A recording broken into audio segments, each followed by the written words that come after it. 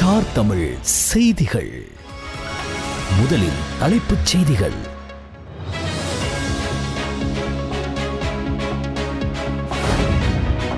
இலங்கையின் சட்டம் இதுவரை சிலந்தி வலை போன்று செயற்பட்டதால் அதில் சிறிய விலங்குகள் சிக்கின, பெரிய விலங்குகள் தப்பிச் சென்றன.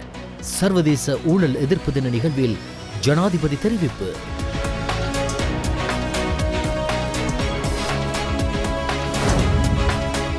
அரிசிக்கான அதிகபட்ச விலை நிர்ணயம், வர்த்தமானி வெளியீடு.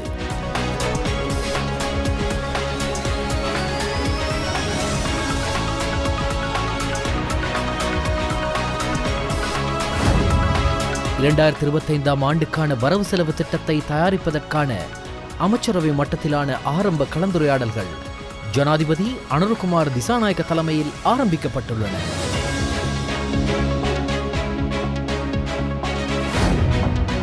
உதயாங்க வீரதுங்க கபில சந்திரசேனவுக்கு அமெரிக்கா விதித்த தடை.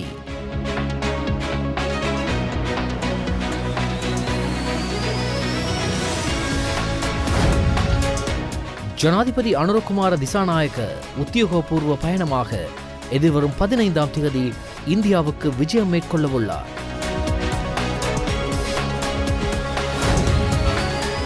மதுபான அனுமதி பத்திரங்களை அரசியல் லஞ்சமாக பெற்றுக் கொடுத்துள்ளதாக எழுந்த குற்றச்சாட்டுகளுக்கு ரணில் விக்ரமசிங்க பதில்.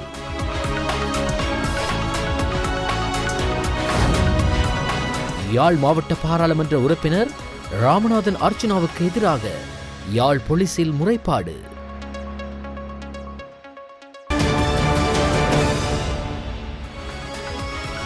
உள்நாட்டுச் செய்திகள். எத்தனை சட்டங்கள் இயற்றினாலும் எத்தனை நிறுவனங்கள் உருவாக்கப்பட்டாலும் அவற்றை வழிநடத்துபவர்கள் சரியாக செயற்படாவிட்டால் குடிமக்களுக்கு நீதி நிலைநாட்டப்படாது என ஜனாதிபதி அனுரகுமார் திசாநாயக்க தெரிவித்தார். மக்களால் ஸ்தாபிக்கப்பட்டுள்ள அதிகாரத்தை பயன்படுத்தி மக்களுக்கு நீதி வழங்காவிட்டால் அந்த அதிகாரம் பயனற்றதாகிவிடும் எனவும் ஜனாதிபதி சுட்டிக்காட்டினார். பண்டார்நாயக்க ஞாபகார்த்த சர்வதேச மாநாட்டு மண்டபத்தில் நேற்று நடைபெற்ற 2024 சர்வதேச ஊழல் எதிர்ப்பு தின தேசிய நிகழ்வில் ஜனாதிபதி அனுரகுமார் திசாநாயக்க இதனை தெரிவித்தார். இந்த ஆண்டுக்கான சர்வதேச ஊழல் எதிர்ப்பு தினம் தூய்மையான எதிர்காலத்திற்காக இளைஞர்களை ஒன்றிணைப்போம் என்ற துணிப்பொருளில் கொண்டாடப்படுகிறது. இலங்கையில் லஞ்சம் மற்றும் ஊழலை தடுப்பதற்கு போதுமான சட்டங்களும் நிறுவனங்களும் இருந்தபோதும் லஞ்சம் மற்றும் ஊழலை தடுப்பதற்கு இந்த சட்டம் பயன்படுத்தப்பட்டுள்ளதா என்பதை தமது மனசாட்சியிடம் கேட்க வேண்டும் எனவும் ஜனாதிபதி தெரிவித்தார். ஊழல் மற்றும் லஞ்சம் என்பன சமூக அவலமாக மாறியுள்ளது. 2013 சர்வதேச சுட்டெண்ணில் 79வது இடத்தில் இருந்த இலங்கை 2023 ஆண்டளவில் 115வது இடத்தை பிடித்துள்ளது.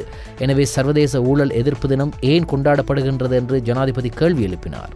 வருடா வருடம் ஊழல் மோசடிகள் அதிகரித்து வருவதாகவும் அடுத்த வருடம் அதனை குறைக்க முடியாவிட்டால் சர்வதேச தின கொண்டாட்டங்களை நடத்துவதில் எவ்வித பயனும் இல்லை எனவும் ஜனாதிபதி அனுரகுமார் திசாநாயக்க சுட்டிக்காட்டினார். 2021 ஆண்டில் லஞ்ச ஊழல் ஆணைக்குழு 69 வழக்குகளை தாக்கல் செய்துள்ளதுடன் 40 வழக்குகள் வாபஸ் பெறப்பட்டுள்ளன. 2022 89 வழக்குகளை தாக்கல் செய்த லஞ்ச ஊழல் ஆணைக்குழு 45 வழக்குகளை வாபஸ் பெற்றுள்ளது. இந்த வழக்குகள் வாபஸ் பெற்றமைக்கான காரணத்தை ஆணைக்குழு மக்களுக்கு தெரிவிக்க வேண்டும் எனவும் விசாரணை அதிகாரிகள் வழக்குகளில் சாட்சியம் அளிக்காதது ஏன் என்பதற்கான காரணங்களை மக்களுக்கு வெளிப்படுத்த வேண்டும் எனவும் ஜனாதிபதி அனுரகுமார் திசாநாயக்க தெரிவித்தார். ஒரு வருடத்தில் 2 கான்ஸ்டபிள்கள், ஒரு கிராம உத்தியோகத்தர் மற்றும் ஒரு எழுதுவினைஞர் ஆகியோர் லஞ்ச ஊழல் ஆணைக்குழுவால் தண்டிக்கப்பட்டுள்ளனர். இலங்கையில் சட்டம் சிலந்தி வலையை போன்று செயற்படுவதாக மக்கள் கருதுகின்றனர். மேலும் அந்த வலையில் சிறிய விலங்குகள் சிக்குகின்றன, பெரிய விலங்குகள் சிலந்தி வலையை சேதமாக்கி தப்பிச் செல்வதாகவும் ஜனாதிபதி தெரிவித்தார். எமது நாட்டை மீள கட்டியெழுப்ப வேண்டுமாயின் அரச கட்டமைப்பை மாற்றியமைக்க வேண்டும் என சுட்டிக்காட்டிய ஜனாதிபதி அவ்வாறு செய்யாமல் ஆரோக்கியமான நாடொன்றை உருவாக்க முடியாது எனவும் தெரிவித்தார். சட்டத்தை அமுல்படுத்தும் நபர்கள் மற்றும் நிறுவனங்கள் மீதான மக்களின் நம்பிக்கை வீழ்ச்சியடைந்துள்ள நிலையில் நீதியை நிலைநாட்டுவதை தாமதப்படுத்துவதும் நீதியை நிலைநாட்டுவதாக அமையாது எனவும் ஜனாதிபதி சுட்டிக்காட்டினார். எனவே லஞ்ச ஊழல் மட்டுப்படுத்தப்பட்ட நாடாக இலங்கையை மாற்றுவதற்கு அனைவரும் அர்ப்பணிப்புடன் செயற்பட வேண்டும் எனவும் இதன் மூலம் பிரஜைகளின் எதிர்பார்ப்புகளுக்கு மதிப்பை வழங்க முடியும் எனவும் ஜனாதிபதி மேலும் தெரிவித்தார். ஐக்கிய நாடுகளின் சர்வதேச அபிவிருத்தி திட்டத்தின் மூலம் ஏற்கனவே 1000க்கும் மேற்பட்ட அரசு அதிகாரிகள் அதிகாரிகளுக்கு பயிற்சி அளிக்கப்பட்டுள்ளது.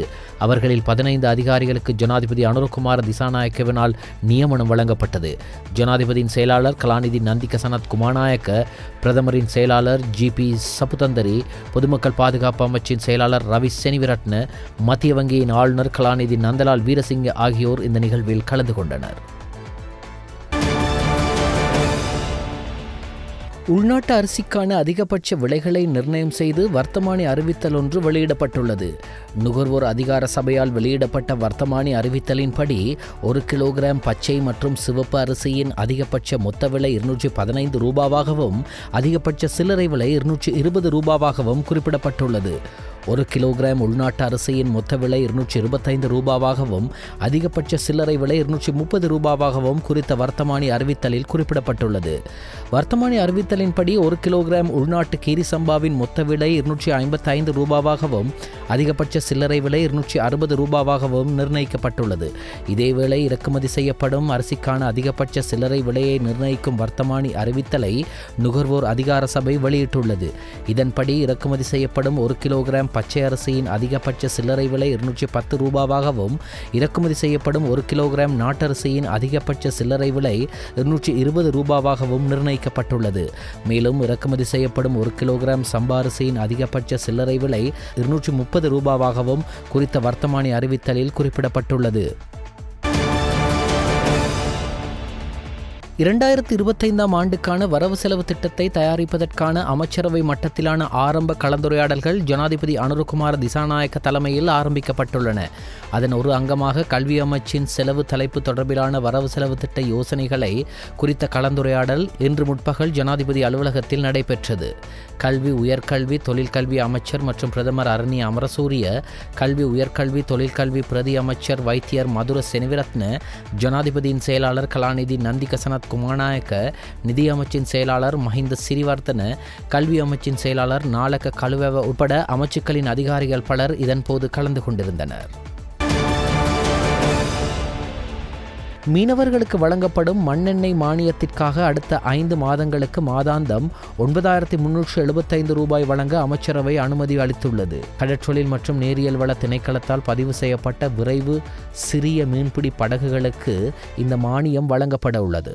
அமைச்சரவை தீர்மானங்களை அறிவிக்கும் ஊடக சந்திப்பில் கலந்து கொண்ட அமைச்சரவை பேச்சாளர் அமைச்சர் நலிந்த ஜெயதிச இதனை தெரிவித்தார். மீனவர்களுக்கு இதற்கு முன்னர் வழங்கப்பட்ட மண்ணெண்ணெய் மானியத்தை எளிதாக்கும் நோக்கில் இந்த தீர்மானம் எடுக்கப்பட்டுள்ளதாக அமைச்சர் தெரிவித்தார். இதேவேளை எதிர்வரும் காலத்திற்கும் டீசல் மானியம் லீட்டருக்கு ரூபாய் 25 வழங்கப்படும் என அமைச்சர் மேலும் தெரிவித்தார்.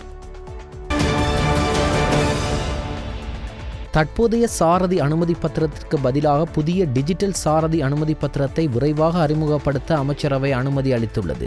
டிஜிட்டல் சாரதி அனுமதி பத்திரம் வழங்கப்படும் வரை இப்போதைய முறையை தொடர்ந்து அமுல்படுத்தவும் அமைச்சரவை தீர்மானித்துள்ளது. போக்குவரத்து, நெடுஞ்சாலைகள், துறைமுகங்கள் மற்றும் சிவில் விமான சேவைகள் அமைச்சரினால் முன்வைக்கப்பட்ட யோசனையை கருத்தில் கொண்டு இந்த டிஜிட்டல் சாரதி அனுமதி பத்திரம் விரைவில் அறிமுகப்படுத்தப்பட உள்ளது.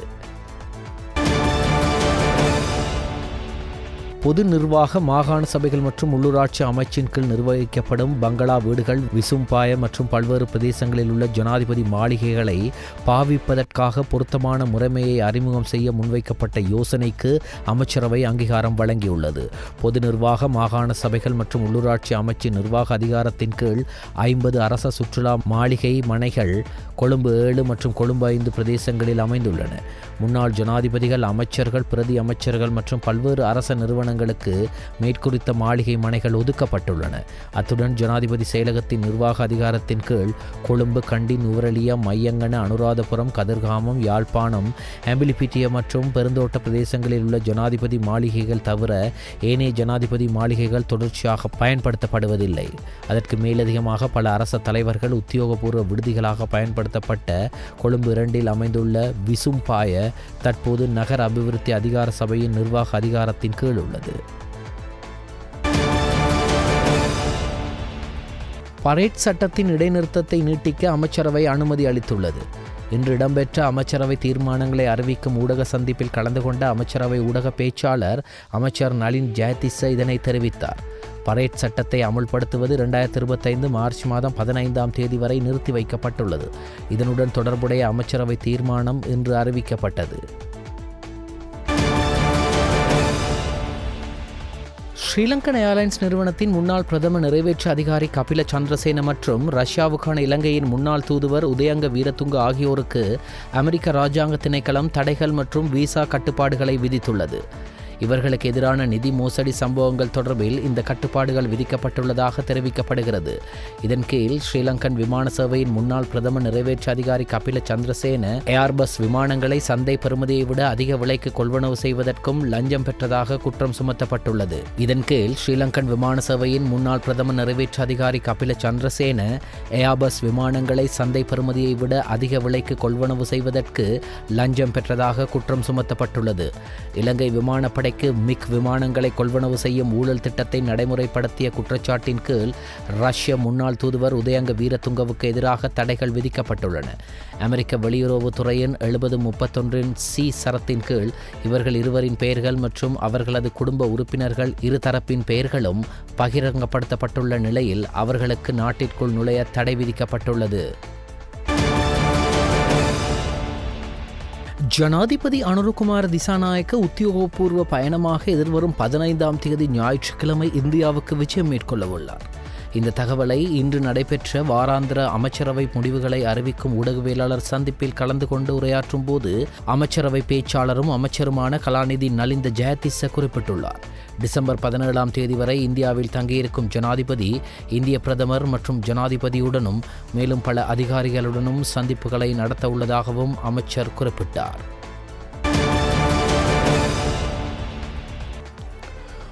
உரிய முறைக்கு புறம்பாக எவருக்கும் மதுபான அனுமதி பத்திரம் வழங்கவில்லை எனவும் இதனூடாக அரசாங்கம் 3 பில்லியன் ரூபாவிற்கும் அதிகமான வருமானத்தை ஈட்டியுள்ளதாகவும் முன்னாள் ஜனாதிபதி ரணில் விக்ரமசிங்கவின் அலுவலகம் அறிக்கை ஒன்றை வெளியிட்டு தெரிவித்துள்ளது. ரணில் விக்ரமசிங்க மதுபான அனுமதி பத்திரங்களை அரசியல் லஞ்சமாக பெற்றுக் கொடுத்துள்ளதாக எழுந்த குற்றச்சாட்டுகளுக்கு பதிலளிக்கும் வகையில் இந்த அறிக்கை வெளியிடப்பட்டுள்ளது. நாடு பொருளாதார வீழ்ச்சியில் இருந்த வேளையில் கலால் திணைக்களத்தின் விதிகள் மற்றும் நடைமுறைகளுக்கு அமையவே முன்னாள் ஜனாதிபதி சகல கலால் அனுமதி பத்திரங்களையும் வழங்கியிருந்தார் என அதில் வலியுறுத்தப்பட்டுள்ளது. அந்த முறைக்கு புறம்பாக ஒரு கலால் அனுமதி பத்திரம் கூட வழங்கப்படவில்லை எனவும் புதிய அனுமதி பத்திரங்களை வழங்குவதன் மூலம் இந்த வருடத்தின் முதல் 9 மாதங்களில் அரசாங்கம் 3.1 பில்லியன் ரூபாவிற்கும் அதிகமான வருமானத்தை ஈட்டியுள்ளதாகவும் அந்த அறிக்கையில் குறிப்பிடப்பட்டுள்ளது. அத்துடன் மதுபான அனுமதி பத்திரங்களை வழங்குவதில் பின்பற்றப்பட்ட முறையின் சட்டபூர்வமான தன்மையை தேர்தல்கள் ஆணைக்குழு 2024 ஆகஸ்ட் 19ஆம் தேதி கலால் ஆணையாளர் நாயகத்திற்கு அனுப்பிய கடிதத்தின் ஊடாக உறுதிப்படுத்தியுள்ளதாக முன்னாள் ஜனாதிபதியின் அலுவலகம் சுட்டிக்காட்டியுள்ளது. முறையான வருமானம் ஈட்டும் கலால் உரிமங்களை தொடரவோ அல்லது ரத்து செய்யவோ தற்போதைய அமைச்சரவைக்கு அதிகாரம் உள்ளதாக இந்த அறிக்கையில் உள்ளதாக மேலும் சுட்டிக்காட்டப்படுகிறது. யாழ் மாவட்ட பாராளுமன்ற உறுப்பினர் ராமநாதன் அர்ச்சுனாவுக்கு எதிராக யாழ் போலீசில் முறைப்பாடு ஒன்று பதிவு செய்யப்பட்டுள்ளது. யாழ்ப்பாணம் வைத்தியசாலையின் செயற்பாடுகளுக்கு இடையூறு விளைவிக்கும் வகையில் பாராளுமன்ற உறுப்பினர் நடந்து கொண்டமை தொடர்பில் வைத்தியசாலை நிர்வாகத்தால் யாழ் போலீசில் முறைப்பாடு செய்யப்பட்டுள்ளதாக போலீசார் தெரிவித்தனர். பாராளுமன்ற உறுப்பினர் ராமநாதன் அர்ச்சுனா யாழ்ப்பாணம் வைத்தியசாலைக்குள் அனுமதியின்றி பிரவேசித்து வைத்தியசாலையின் நடவடிக்கைகளுக்கு இடையூறு விளைவிக்கும் வகையில் நடந்து கொண்டமை தொடர்பிலேயே முறைப்பாடு செய்யப்பட்டுள்ளதாக போலீசார் தெரிவித்தனர். சம்பவம் தொடர்பில் விசாரணைகளை மேற்கொண்டு வருவதாக யாழ்ப்பாணம் போலீசார் தெரிவித்தனர். இதற்கு முன்னரும் ராமநாதன் அர்ச்சுனா வைத்தியராக கடமையாற்றும் போது மன்னார் வைத்தியசாலைக்குள் பிரவேசித்து வைத்தியசாலையின் பணிகளுக்கு இடையூறு விளைவித்ததாக வைத்தியசாலையின் பணிப்பாளர் மன்னார் போலீசில் முறைப்பாடு செய்திருந்ததாக முன்னர் தெரிவிக்கப்படுகிறது.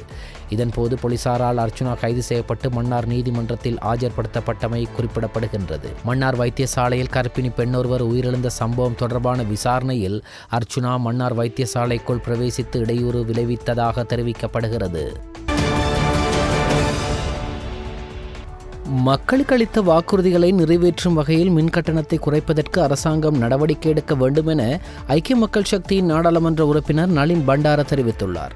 கொழும்பில் உள்ள எதிர்க்கட்சித் தலைவர் அலுவலகத்தில் இடம்பெற்ற ஊடகவியலாளர் மாநாட்டில் கலந்து கொண்டு அவர் இதனை சுட்டிக்காட்டியுள்ளார். நீர்மின் உற்பத்தியின் ஊடாக 65% மின்சாரம் உற்பத்தி செய்யப்படுவதால் இலங்கை மின்சார சபைக்கு செலவு குறைவடைந்துள்ளது. இதனால் பாரிய லாபம் ஈட்டப்பட்டுள்ளது. அவ்வாறு இருக்கையில் ஏன் மின் கட்டணத்தை குறைக்க முடியாது? வருடத்திற்கு 2 திருத்தங்கள் என காணப்பட்ட முறைமை ரணில் விக்ரமசிங்க அரசாங்கத்தால் 4ஆக அதிகரிக்கப்பட்டது. அக்டோபரில் விலை திருத்தம் மேற்கொள்ளப்பட்டிருக்க வேண்டும். எனினும் அதற்கான நடவடிக்கை முன்னெடுக்கப்படவில்லை. தேர்தல் மேடைகளில் 30% மின் கட்டணம் குறைக்கப்படும் என ஜனாதிபதி தெரிவித்தார். ஆனால் அவ்வாறு 30%-ஆல் மின் கட்டணத்தை குறைப்பதற்கு 3 ஆண்டுகள் செல்லும் என்று வசந்த சமரசிங்க குறிப்பிடுகிறார். மின் கட்டண திருத்தம் குறித்த தீர்மானத்தை எடுக்கும் அதிகாரம் வசந்த சமரசிங்கவுக்கு இல்லை என்பதை கூட அவர் அறியாமல் இருந்திருக்கிறார். பொது பயன்பாடுகள் ஆணைக்குழுவுக்கே அந்த அதிகாரம் இருக்கிறது என்றார். இலங்கை தமிழரசு கட்சியின் பாராளுமன்ற குழு பேச்சாளரும் மட்டக்களப்பு மாவட்ட பாராளுமன்ற உறுப்பினருமான ஸ்ரீநேசன் மட்டு ஊடக அமையத்தில் நடைபெற்ற ஊடகவியலாளர் சந்திப்பின் போது கலந்து கொண்டு கருத்து தெரிவித்தார். உண்மையில் டில்வின் சில்வா அவர்கள் 13வது திருத்தத்தை நீக்க வேண்டும் என்பது பற்றி கூறியிருந்தார். ஆனால் ஜனாதிபதியை பொறுத்தமட்டில் அவ்வாறு அவர் அதனை கூறவில்லை. வழக்கமாக இருக்கின்ற 13வது திருத்தம் நடைமுறையில் இருக்கும் என்பதை சொல்லியிருந்தார். அடுத்து மாகாண சபை முறையில் எந்த ஒரு அதிகாரமும் குறைக்கப்பட மாட்டாது என்று சொல்லியிருக்கின்றார். அவை டில்வின் சில்வா அவர்கள் சொன்ன கருத்துக்கும் ஜனாதிபதி சொல்லுகின்ற கருத்துக்கும் இடையில் வித்தியாசம் இருக்கின்றது. அதாவது அவர் சொல்லுகின்றார் 13வது திருத்தம் மாகாண சபை முறை நீக்கப்பட வேண்டும் என்று சொல்லுகின்றார். இவர் ஜனாதிபதி சொல்லுகின்றார் மாகாண சபை தேர்தல் நடைபெறும், மாகாண சபைக்கு கொடுக்கப்பட்ட அதிகாரங்கள் எதுவும் குறைக்கப்பட மாட்டாது என்ற ஒரு கருத்தை சொன்னார். அதே நேரத்தில் ஒன்று சொன்னார், அதிகரிக்கப்படவும் மாட்டாது என்ற ஒரு கருத்தை சொல்லியிருந்தார்.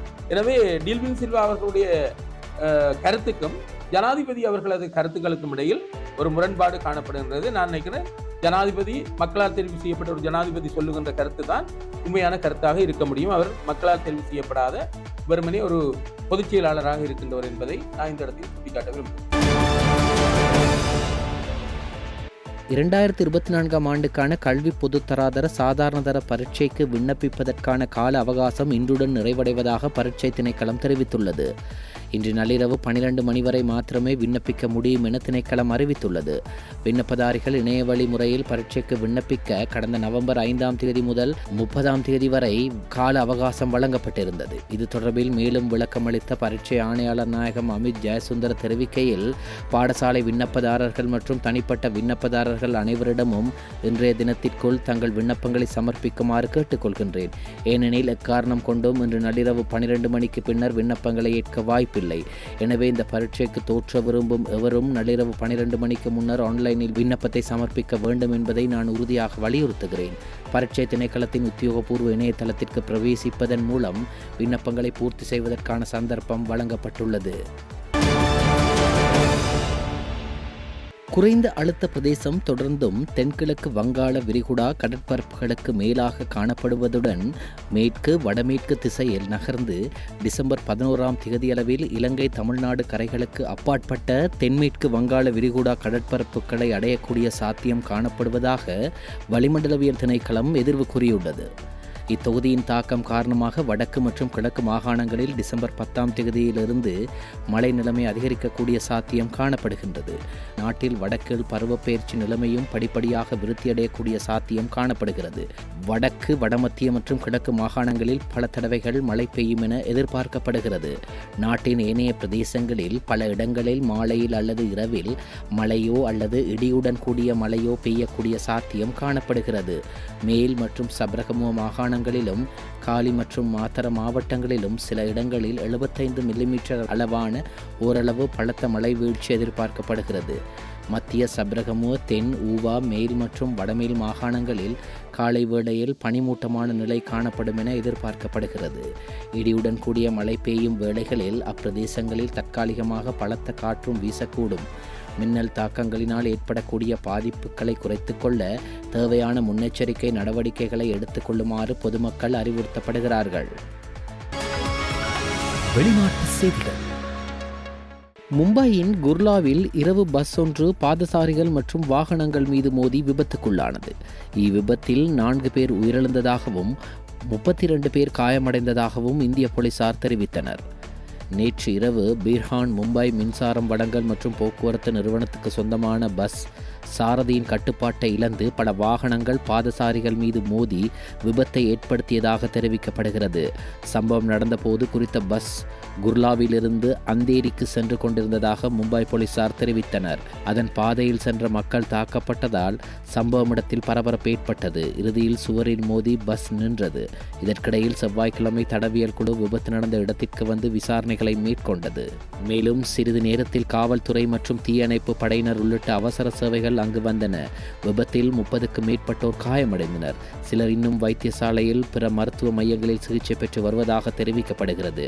பஸ்ஸின் சாரதி கைது செய்யப்பட்ட நிலையில் விபத்துக்கான காரணத்தை கண்டறிய போலீசார் வழக்கு பதிவு செய்து விசாரணைகளை மேற்கொண்டு வருகின்றனர். சிரியாவின் ஆட்சி மாற்றத்தின் காரணமாக ஏற்பட்டுள்ள குழப்பத்திற்கு மத்தியில் இஸ்ரேல் தங்களது தொடர் தாக்குதலை நடத்தி வருகிறது. சிரியாவின் ஜனாதிபதி ஃபாசர் அல் அசாத் வீழ்ச்சியை தொடர்ந்து கிளர்ச்சி படைகள் ஆட்சியை கைப்பற்றியுள்ள நிலையில் கிளர்ச்சியாளர்களின் கையில் ரசாயன ஆயுதங்கள் மற்றும் நீண்டதூர ஏவுகணைகள் சென்று சேர்வதை தடுக்க இஸ்ரேல் முயற்சிப்பதாக தெரிய வந்துள்ளது. இஸ்ரேல் பாதுகாப்பு அதிகாரிகளின் கூற்றுப்படி சிரியாவின் ஆயுத கிடங்குகள் மீது தொடர்ச்சியாக வான்வெளி தாக்குதல்கள் நடத்தப்பட்டு வருகின்றன. குறிப்பாக அல் கொய்தா போன்ற பயங்கரவாத அமைப்புகளுடன் தொடர்புடைய கிளர்ச்சி படைகளின் வளர்ச்சியை தடுக்க இந்த நடவடிக்கை மேற்கொள்ளப்படுவதாக தெரிவிக்கப்பட்டுள்ளது. இஸ்ரேல் பாதுகாப்பு அமைச்சர் காட்ஸ் சிரியா முழுவதும் உள்ள ஏவுகணைகள் அனைத்தையும் அளிப்பதற்கான நடவடிக்கை எடுக்கப்படும் என்று தெரிவித்துள்ளார்.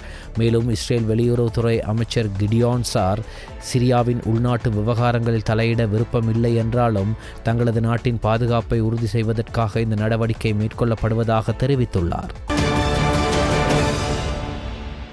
தென்கொரியாவின் ஜனாதிபதி யூன் சுக் இயோலோவுக்கு வெளிநாடுகளுக்கு செல்வதற்கு பயணத்தடை விதிக்கப்பட்டுள்ளதாக அறிவிக்கப்பட்டுள்ளது. அந்நாட்டு ஊழல் விசாரணை பணியகத்தின் பிரதான தலைமை வழக்கறிஞர் இதனை அறிவித்துள்ளதாக சர்வதேச ஊடகங்கள் செய்தி வெளியிட்டுள்ளன.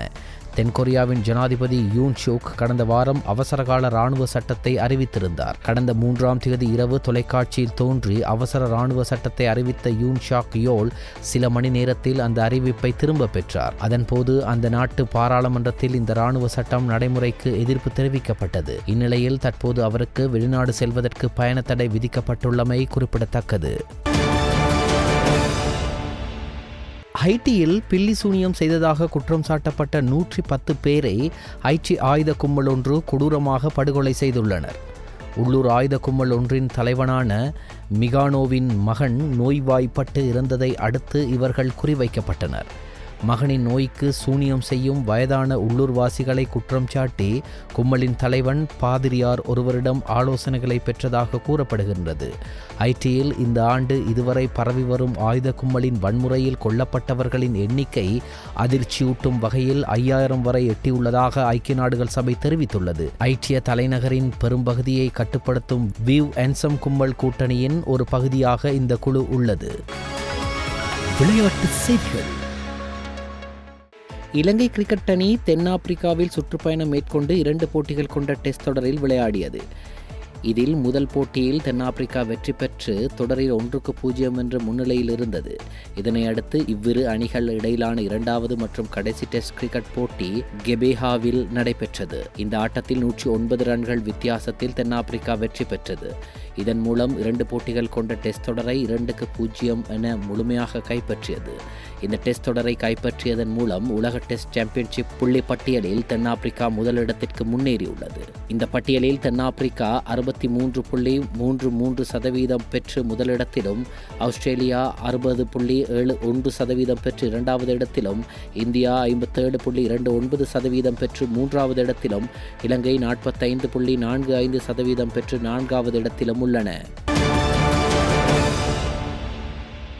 நாணயமாற்று வீதம்.